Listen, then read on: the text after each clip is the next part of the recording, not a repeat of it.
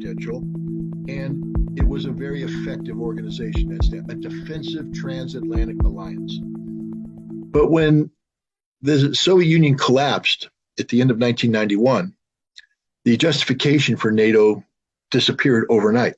There literally was no reason for NATO to exist.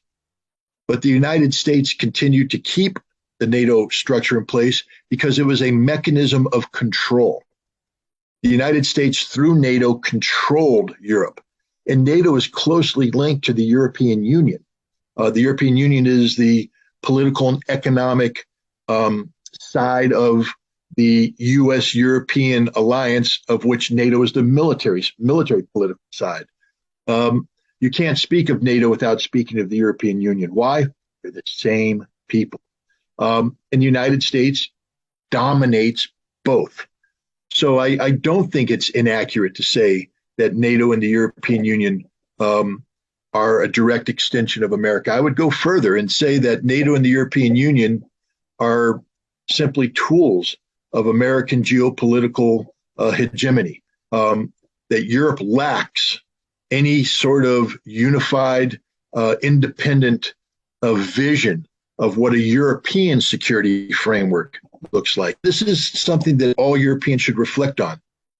Does NATO and the European Union serve the best interests of Europe, or does it serve exclusively the interests of the United States? And that's a question that all Europeans should ponder as they are freezing this winter. Freezing because of sanctions they've imposed on Russia at the behest of the United States. Germany, again. Germany thought it was a good idea to start Nord Stream 2, to create a new gas pipeline. Why? Because Germany understood what the rest of Europe likewise should have understood, that the only reason why the German economy was as strong as it was for as long as it was is because they lived off of a reliable supply of cheap Russian gas.